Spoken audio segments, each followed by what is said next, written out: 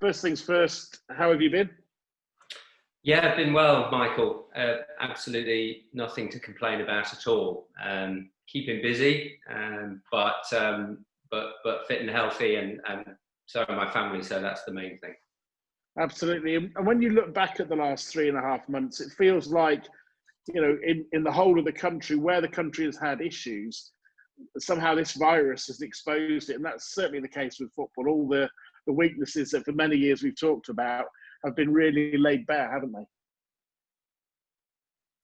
Yeah, I think so. I think it takes a crisis, obviously, sometimes, unfortunately, to demonstrate that there's some issues structurally in the world, in the way we live, and I think that's certainly true of football too.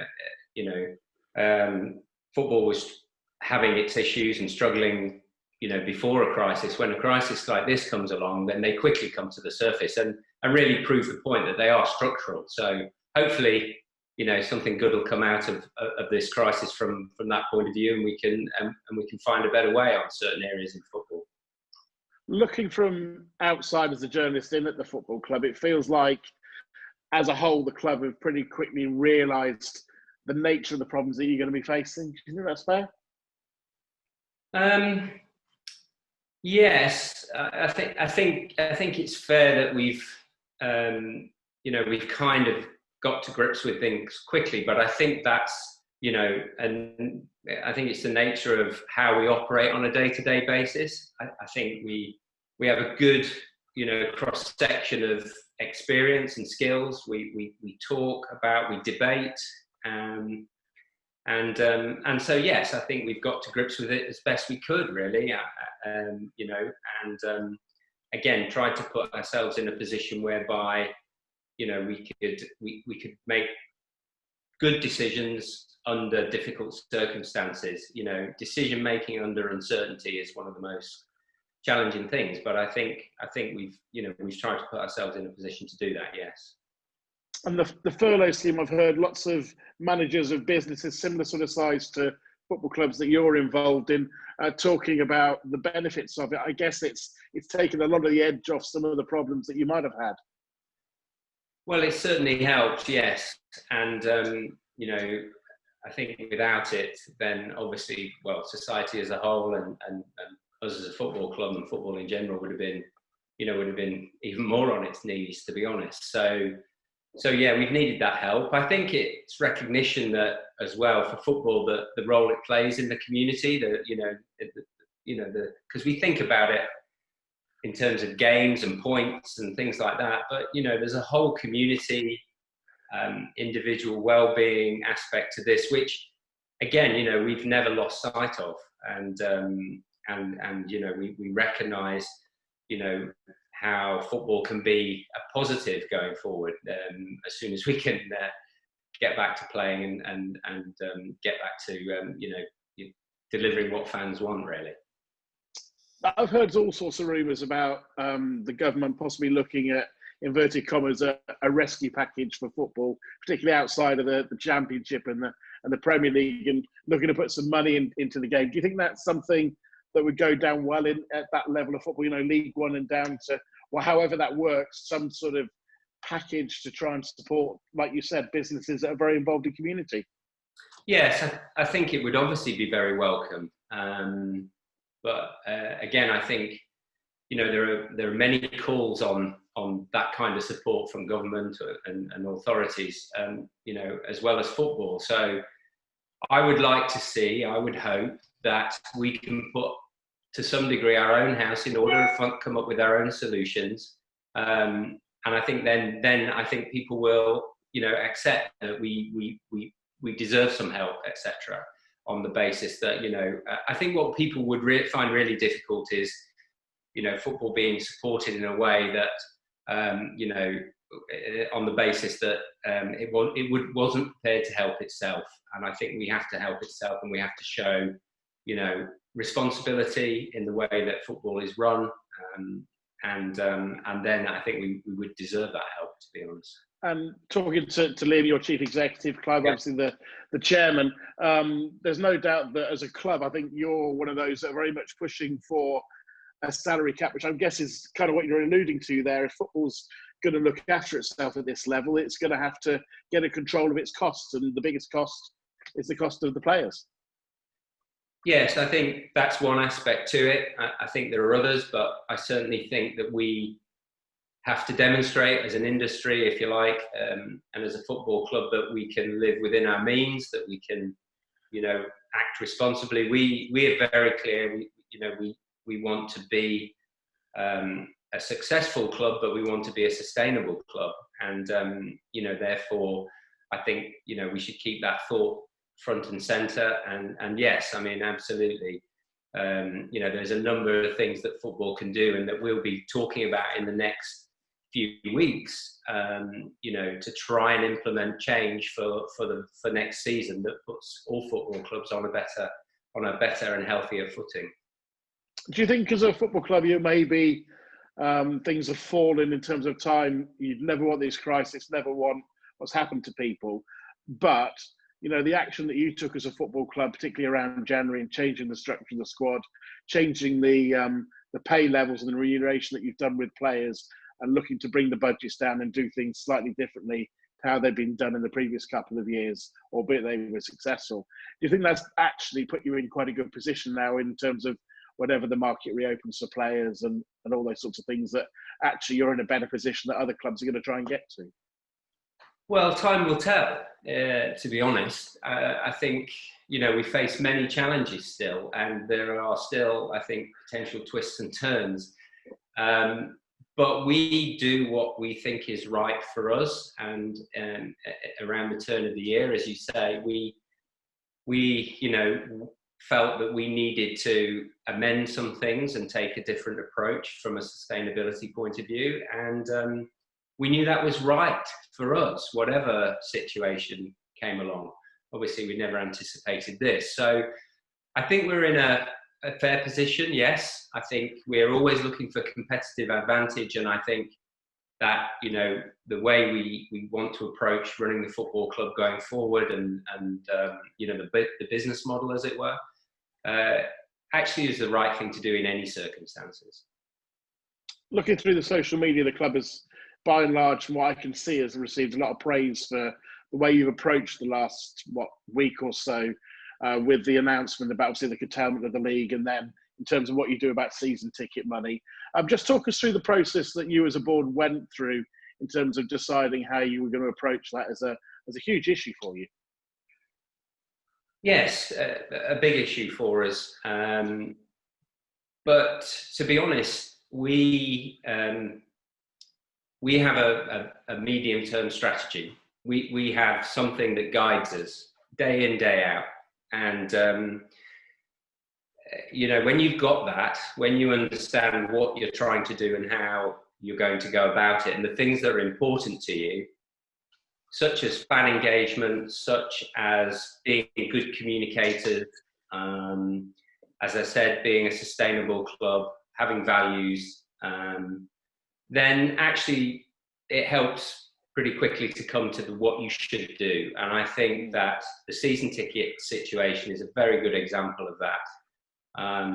That's not to say we didn't debate one or two things around it, but again, it's a difficult thing. But as I say, when you have those things, when you know what you're trying to do and you frame it in the context of that, then again, it actually makes it a lot easier. And I think what you've seen in the way we've communicated and the options we've given people entirely represents what's on our document in terms of how we want to be, how we want to behave, how we want to engage with our fans, and the kind of club we want to be. I mean, we have a very simple. We want a club to be proud of. We want to be a club to be proud of our fans, and that's the essence of what we try and do all the time. I mean, that's a lot of the board, and obviously Liam as well have talked to me about being fan-centric, and I guess that's a real test of it, isn't it, to be fan-centric and in that way? Yes, I mean, it's an easy thing to say. It's a line. it's an easy thing to say, but it's a harder thing to deliver sometimes. But again, first and foremost, what's most important is our fans' well-being. Their personal situation is by definition personal. We can't group them. Every individual has their own reality in how this crisis has affected them, how this pandemic's affected them. So we can't double guess that. We can't be judgmental about that. So very much we wanted to make sure that they had good options that gave everybody something that was potentially right for them, and also try and find a way to actually use it as an opportunity to strengthen engagement with the fans and even strengthen involvement in the football club. Hence the ability to convert to shares. So that's just how we think, really. And financially, from what you've heard in the last few days, as the response that I've seen on social media, been largely, I know the letters I think are going out today, aren't they? Or some of the stuff's going out today. Yeah, but what you've seen, has it been largely replicated in what the club received in terms of communication from fans? Yeah, absolutely. I think it has positively received. I'm sure some fans are still deliberating, because again they'll have some difficult choices to make. For some it will be an easier choice, but overall we've only had positive feedback, and that's what we want. We want to feel like we've made a good decision on behalf of the fans, acted fairly, and really understood their how we give them a decision to be made, really. And again, we want to use it as an opportunity to strengthen the trust and things like that. So we always look to try and turn a potential difficult situation into an opportunity, and no different with the season ticket situation. It's been very noticeable how different clubs are approaching this whole crisis. We've seen a lot of clubs at this level make decisions about staff, off-field staff. What can you say about, I know there's obviously a very personal conversation between you as an employee and them as staff, but in general terms, what can you say about the club going forward? Will it be a smaller club going forward in terms of staffing?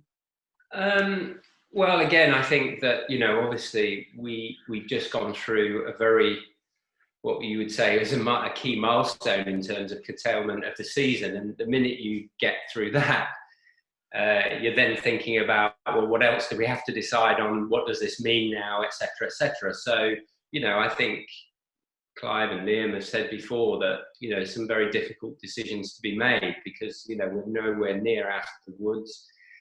And we've got to find a way to, start next season in a sustainable way as a club. So, yes, we're looking at all areas of cost across all parts of the club, as any kind of sensible business would do, and seeing where we can reset things, if you like.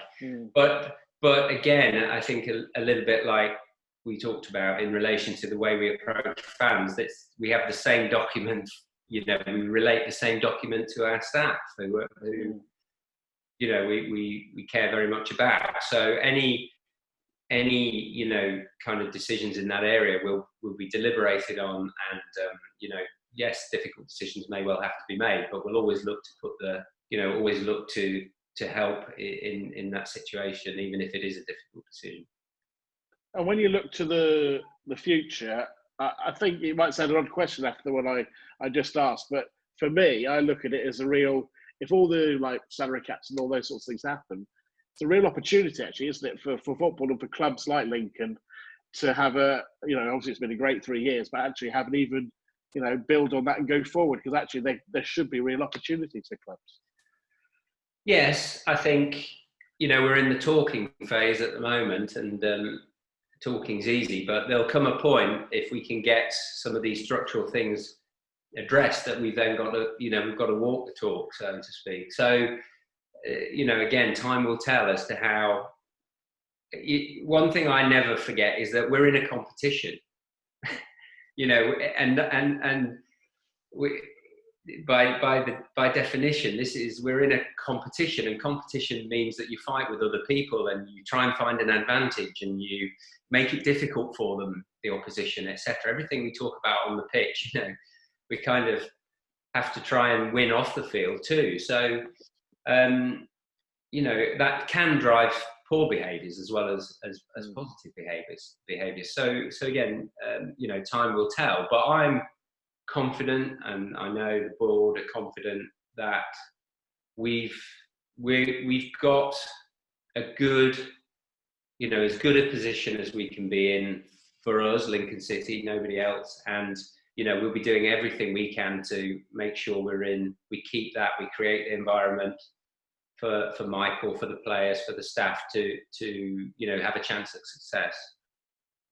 And building on that fan engagement, that community engagement, it's been fantastic, and we've both seen it. We've both seen the bad times as well. It's a marked difference to 5 or 6 years ago, but I always feel, I look around the county, look around the city, and it's brilliant. But actually, there's so much room for growth as well. Yes, we've come a long way. There's no doubt. We and again, we haven't come this far just to stop now. So we want to go further. We remain, having a realistic ambition, I think, and yes, I mean, our ability to continue to be agile, to face whatever challenges come, make good decisions going forward around on and off the field. There's room for optimism, definitely. I know it's a funny time to be talking about optimism, but yeah, there's definitely room for optimism and opportunity, and anything we can do as a board to bring that to the club, to keep it going. Because again, I think it's a major achievement to do what we did this year, given the amount of changes, the amount of things that have happened even before the crisis for us as a club, to actually get ourselves in a position where thankfully we weren't, our future wasn't decided by, our immediate future wasn't decided on a spreadsheet, then that was a major achievement in itself. Yeah, highest league position in more than 30 years, first time to stay in, obviously in what is now, I've lost track, League One, has been to Division 2 and various other things over the years, staying in there. A final question from me then, a message to the supporters who'll be watching this, listening to this, perhaps making their decision about what they do with their season ticket money, but also looking ahead to the future of the club as well. A message to the supporters from you and the board. Yeah, well, thank you, first of all, is the obvious thing that I should say. Thank you to our supporters, for what they did when we were playing, because I think in many games, they particularly those runner home games, which proved to be really important. We beat some teams at home that, I think, again, the fans played an amazing part in that. And then also, yeah, we, just to know that we're working so hard behind the scenes as a board, as the staff, to put ourselves in the best position we can possibly be. And from a season ticket point of view, as I said before, everybody's circumstance is individual to them. They should make the right decision for them. And if that means a refund, then, that's exactly what they should ask for. There's absolutely, respect for that as a football club. If they want to leave it with us, then again, there's some, if they want to, not have a refund, then again, investing in the club through either personal shares or the trust, we hope is a very good option for them, and will make them feel even more connected to the club that we know they already love. So that would be the message.